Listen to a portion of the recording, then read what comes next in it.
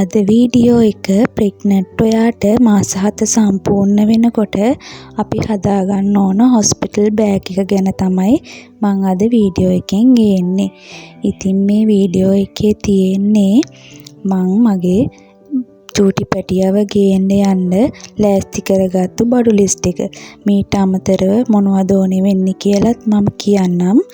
මේ ලිස්ට් එකට අමතරව එක එක හොස්පිටල් වලට එක එක විදිහ වෙන්න පුළුවන්. විශේෂයෙන් ප්‍රයිවට් හොස්පිටල් වල මේ ලිස්ට් එකට වඩා ගොඩක් වෙනස් වෙන්න පුළුවන්. ඉතින් මම අවශ්‍යම දේවල් ටික තමයි මගේ දෙවෙනි බබාට ලෑස්ති කරගත්තේ. ගොඩක් දේවල් පළවෙනි බබාට ගත්තු දේවල් තියෙන නිසා මේ අත්‍යවශ්‍යම දේවල් ටික විතරයි.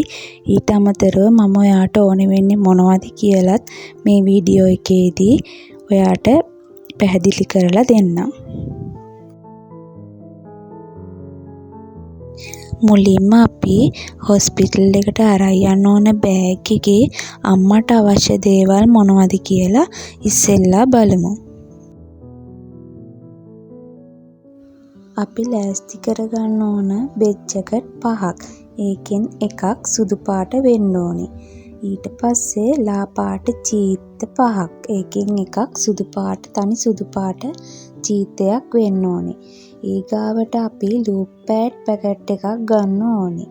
වස්ති බෝතලයක්, ඉනට බඳින්න පටි, බ්ලේඩ් තලයක්, රබර් සරේප්පු ජෝඩු එකක්, ඒ වගේම මැටර්නිටි පෑන්ට්ස්, මැටර්නිටි බ්‍රා, සුදු ඉටිරෙදි ආර 2ක්, පනාව, කොණ්ඩබූල් 2ක්, තුවාය, දත් බුරුසුව, දත් බේත්, සබන්, කිරිපිටි, තේකොළ, සීනි, හැන්ද, කෝප්ප 2ක්, උණු වතුර බෝතලය, වතුර බෝතල්, ඉලුටු රෙදි දැමීමට කවර, පොතක් සහ පෑනක්, ඔයාගේ හස්බන්ඩ්ගේ උපැන්න සහතික, විවාහ සහතික, ID කොපි ඕනේ වෙනවා. ඒ දේවල් ඕනේ වෙන්නේ බබාගේ උපත ලියාපදිංචි කිරීමට අවශ්‍ය ලියකියවිලි විදිහට. මීට අමතරව ඔයාගේ විටමින් ටික අරන් යන්න ඕනේ. ඒ වගේම ඔයාගේ ක්ලිනික් කාඩ් එකයි ඔයා ප්‍රෙග්නන්ට් වුණ දවසේ ඉඳන් ගත්ත සියලුම රිපෝට්, ඒ දේවල් එකට ෆයිල් එකකට අමුණලා ඒ දේවල් ගන්න ඕනේ. මේ ටික තමයි අම්මට ඕන කරන දේවල් අපි හොස්පිටල් යනකොට. අපි දැන් බලමු බබාට අවශ්‍ය කරන දේවල් මොනවද කියලා. බබාට අපි අරන් යන්න ඕනේ බේබි නැප්කින් 30ක්. මේකෙන් 18x18 සයිස් එකෙන් නම් ගොඩක් ගන්න එපා. ඒක ඉක්මනට යාලට මදි වෙනවා. 22x22 සයිස් එකෙන් තමයි අපිට නැප්කින් ගොඩක් ඕනේ වෙන්නේ. ඉතින් ටිකක් වැඩිපුර ගෙනියන එක හොඳයි. අපිට හොස්පිටල් එකේ කී දවසක් ඉන්න වෙයිද කියලා ඇත්තටම අපිට කියන්න අමාරුයි. ඒ නිසා වැඩිපුර අරන් යන එක කෝකටත් හොඳයි. ඊගාවට බේබි ගවුම් 12ක්, බේබි පැනල් 5ක්, බේබි බ්ලැන්කට් 2ක්, රබර් ෂීට් එකක්, බේබි තුවා 2ක්, වෙට් ටිෂූ පැකට් එකක්, නිව්බෝර්න් සයිස් ඩයපර්ස්. මේවා රජයේ හොස්පිටල් වල අන්දන්න දෙන්නේ නැහැ. ඒ වුණාට බබාව බේබි රූම් එකට දැම්මොත් අපිට ඒ වෙලාවට අවශ්‍ය වෙනවා. ඊට පස්සේ අපිට ප්ලාස්ටික් බෝල් එකක් ඕනේ වෙනවා.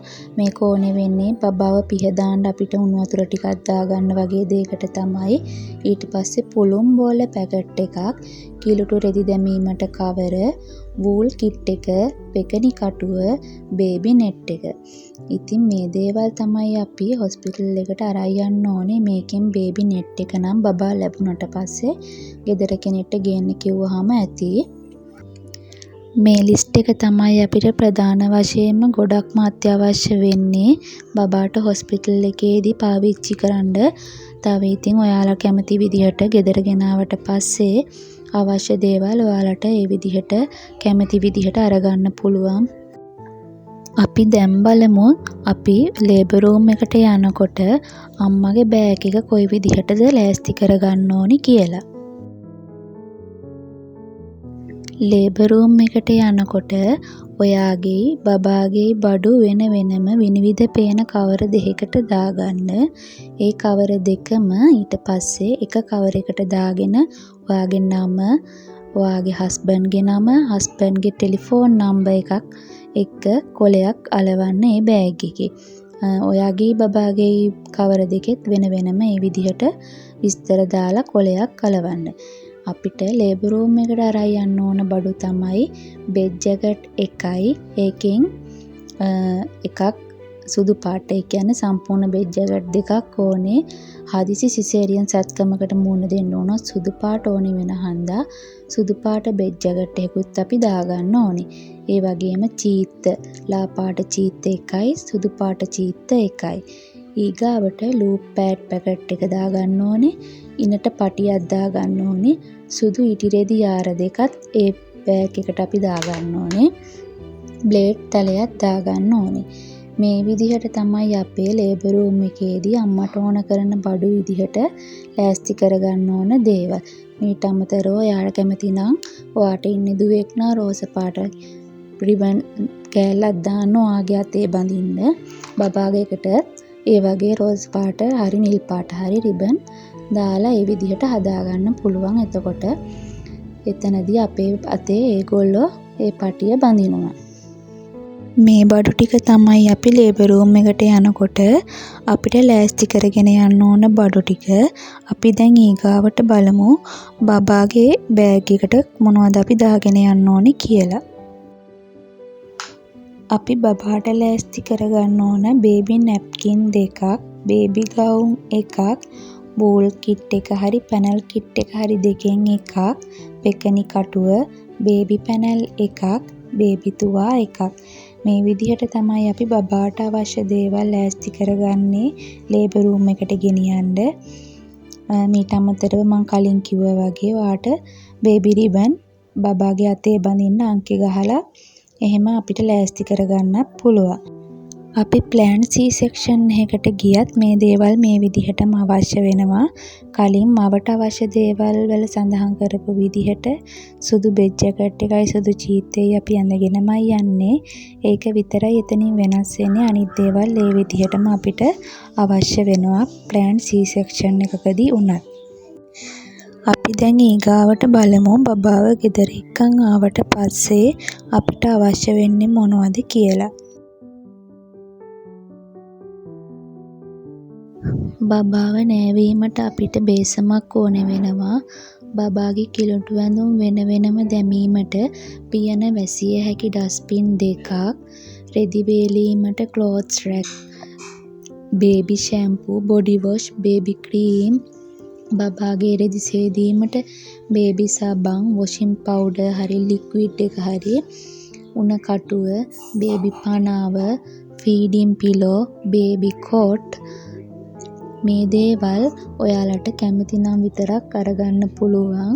එක එක්කෙනාගේ ආදායම අනුව මේ දේවල් වෙනස් වෙනවා. අත්‍යවශ්‍යම දේවල් නෙවෙයි ඒවා. ඉතින් මේ විදිහට අපිට නිවසේදී පාවිච්චි කරන්න ඔයාලා කැමති විදිහට කැමති දේවල් අරගන්න පුළුවන්. ඊට අමතරව බබාට බේබි කලිසම් අපිට මාස 2 3 වගේ ඉඳලා අඳන්න පුළුවන්. අපිට මේ දේවල් මේ විදිහට ලෑස්ති කරගන්න පුළුවන්. තව විශේෂ දෙයක් තමයි ඔයාගේ බබා ඉපදෙන මාසය අනුව ඒ කියන්නේ වැහි කාලයකදී නම් බබාට අවශ්‍ය දේවල් බ්ලැන්කට් එහෙම ටිකක් වැඩිපුර අරගන්න පුළුවන්.